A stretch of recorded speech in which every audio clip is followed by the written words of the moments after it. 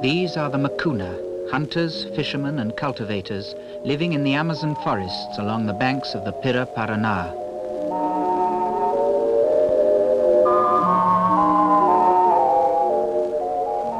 Each morning the women work in their gardens where they grow manioc, the Indians' daily bread. It is in these gardens, under the sky, that the Makuna beget their children. Here too are the coca shrubs, which the men plant with ritual care. The headman, father of the household, comes daily with his two brothers to collect the leaves. They will take them back to their communal home, the Maloka, where they will bake and pound them to produce the sustaining drug, cocaine.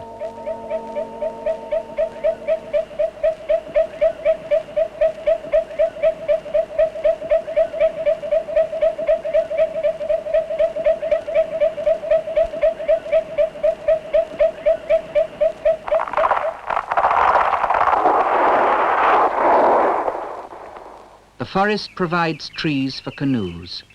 When seasoned, the trunk can be hollowed and shaped.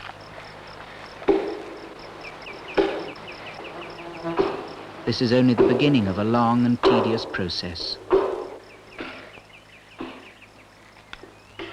Noon is the time when the women pass by on their way to wash the manioc in the stream below the Maloka.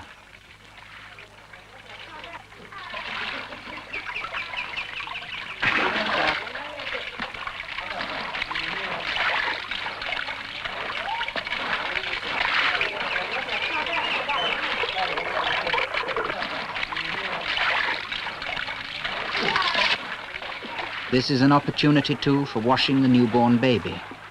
Afterwards he will be covered in dye to protect him from the spirit of the wild jaguar. If at birth he is deformed or a twin, the Makuna consider this a sin and he must die. He would be quietly drowned in this same stream.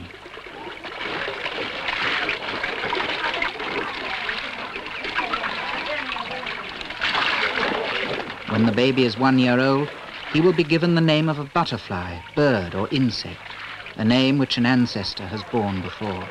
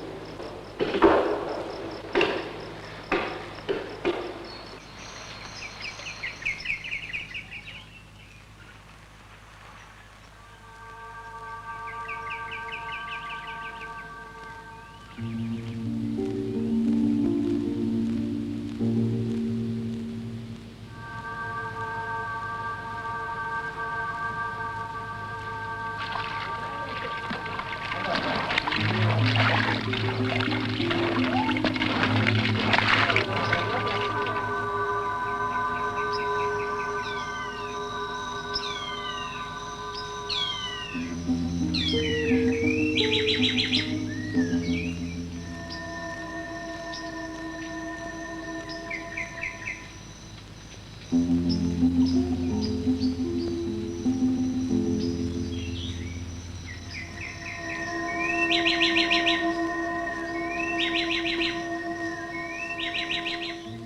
Maloka was built by the headman and his brothers. Inside it is vast and like the nave of a church.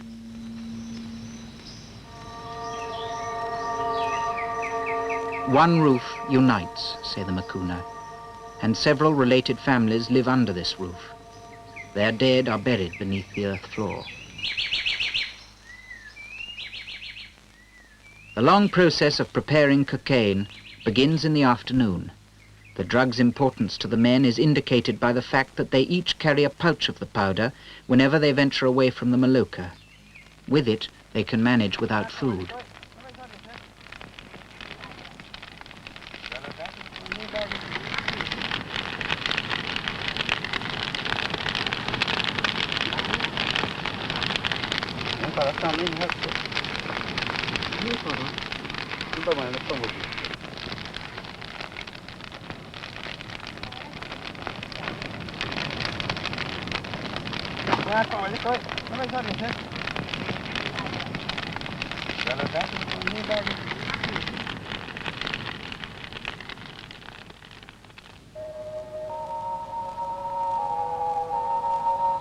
A man who cannot burn a canoe to the thickness of a finger is a lazy man and may never find a wife.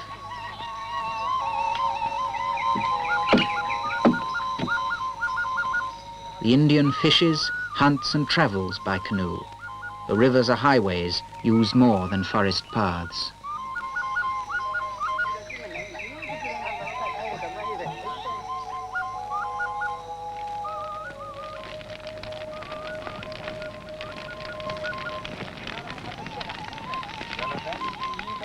Burnt Yorumo leaves provide ash, which, when added to coca, releases the drug cocaine. The coca leaves are baked and stirred. It is a ritual.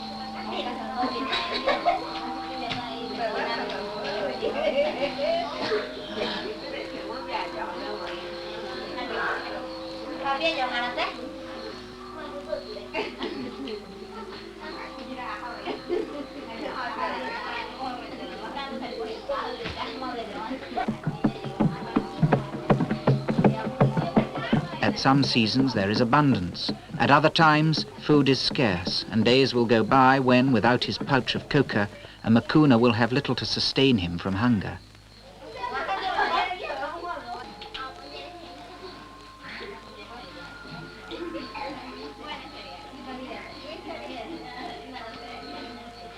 Once a year, when the river is low, the women travel by canoe to collect clay from the stream banks.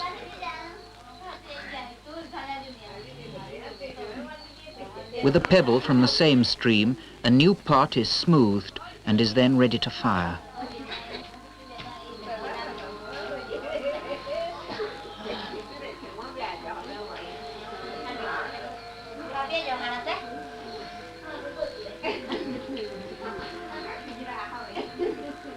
Only the men make baskets, and string for hammocks and fishing lines is made from a fibrous palm leaf.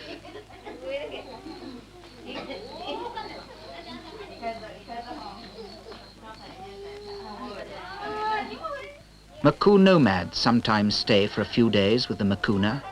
They are poison makers and sorcerers. They trade their curare arrow poison for the Makuna's tobacco. Stripped from tree trunks, Bark cloth will make coca pouches, children's cradles, and ceremonial regalia.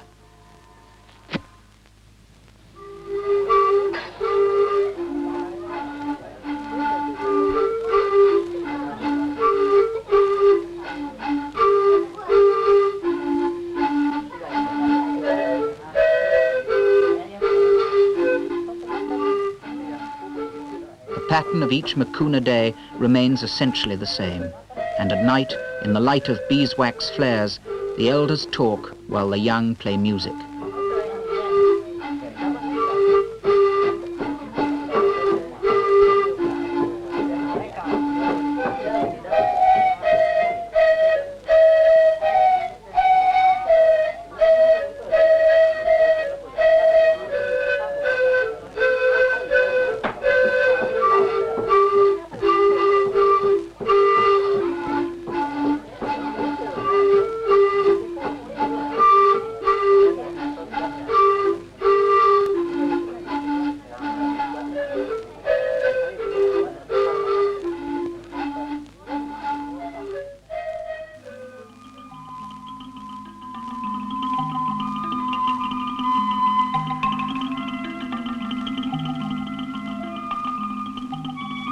The days before a festival mean more work for the women.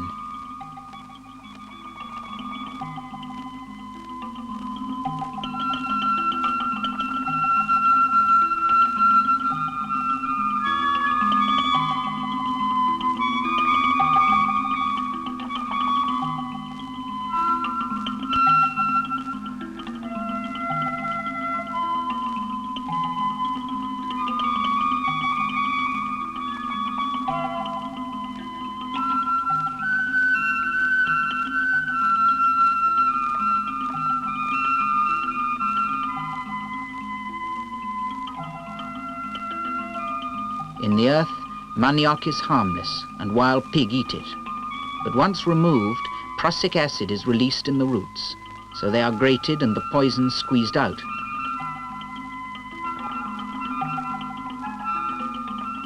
Manioc flour is their daily bread, and a good wife is one who makes good bread.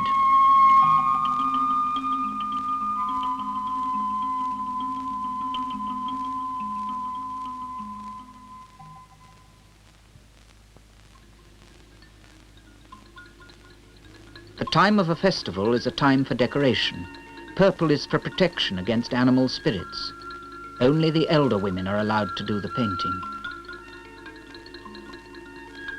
The most treasured of Makuna possessions is the sacred box of plumages. Handed down for generations, the contents of this box represent the qualities of their ancestors and have mystic associations.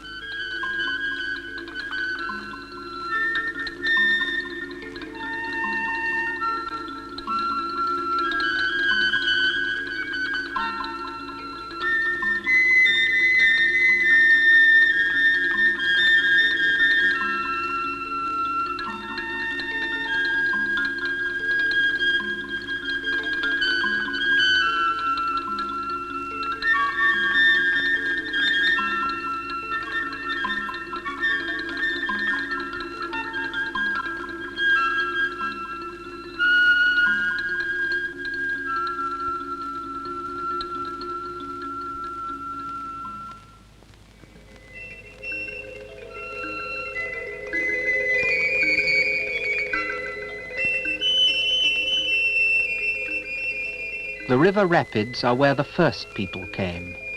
The rocks are where the ancestors live. The port is where children play, where the young make love before dawn, and where visitors to the festival tie their canoes on their way to the Maloka.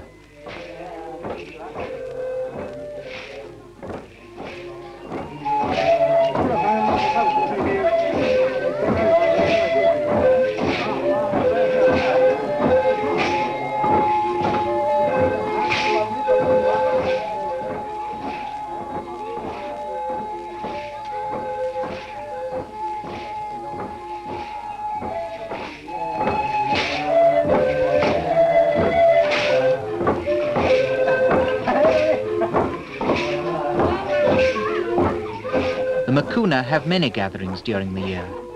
There are the puberty and mourning ceremonies, and festivals to celebrate the completion of a maloka, an abundance of fish in the rivers, or the collection of forest fruits. And this one, Nahubasa, a manioc festival.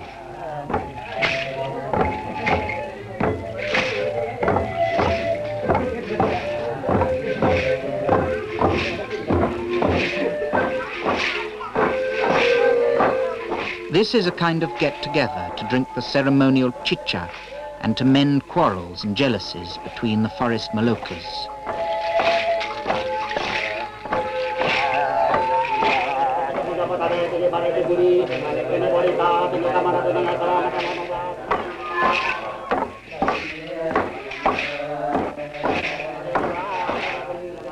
The shaman sits with the elders, and together they recite the tribal myths, a remembrance to the ancestors who lived by the river. He waves away the spirits of evil animals. His own spirit can change into a jaguar and wander at will in the forest.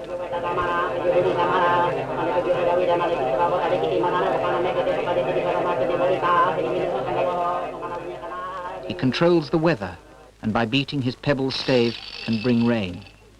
In the afterlife, the stave is a walking stick for the dead.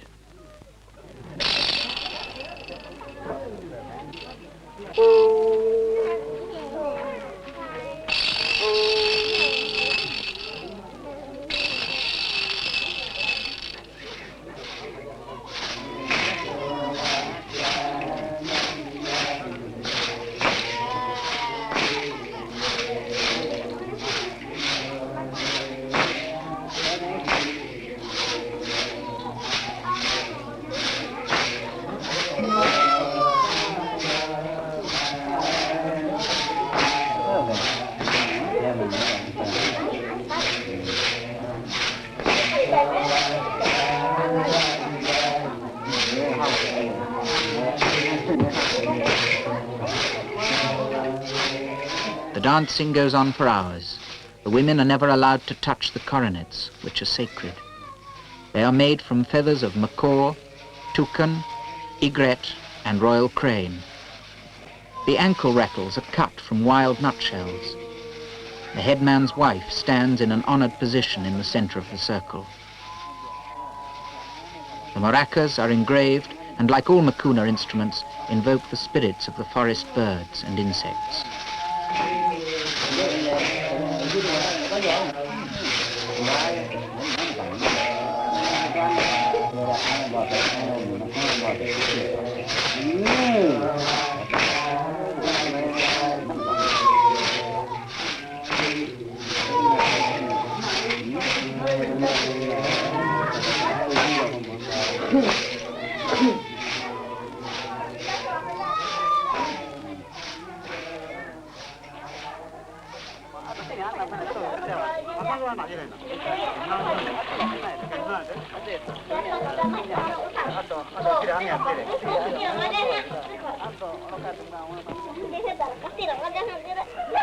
Amongst the Incas of Peru, only priests and nobles were allowed to take the drug cocaine.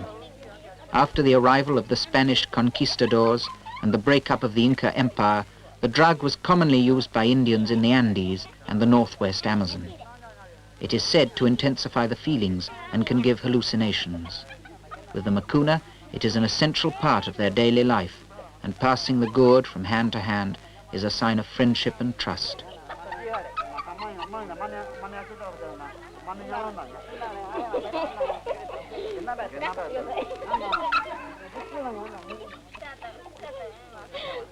The cigarettes, rolled in palm leaves, are also shared and exchanged, like the pipe of peace. Whilst the elder smoke and talk, the young dance chururu, a courtship dance.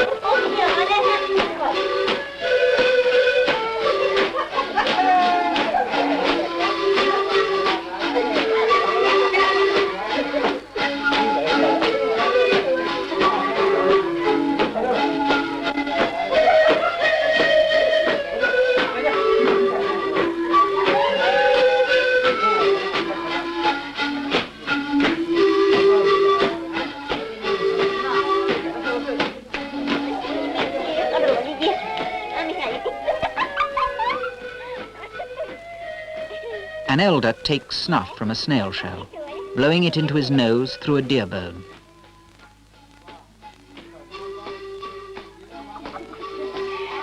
Around his neck hang a quartz pendant and jaguar teeth, signs of nobility and bravery. Some of the men take a rest from dancing and pour liquid pepper juice down their nostrils to clear their heads after hours of taking chicha, cocaine, and snuff.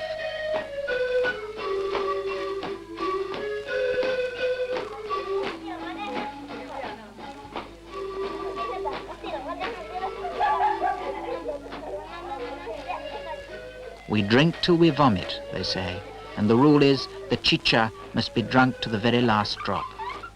They dance all day until the dawn of the next, until fatigue and sleep overcome them.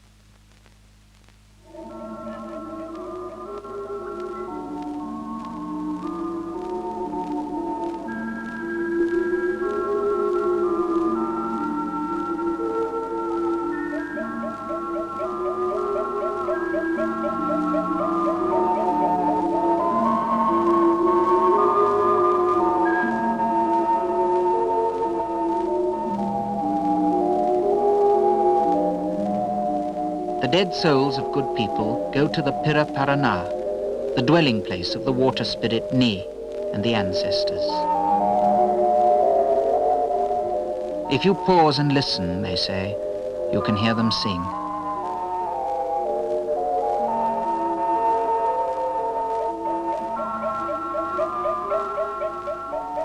We were the first people, say the Makuna. Once we were so many, we were like the sands of the river. Now we are few.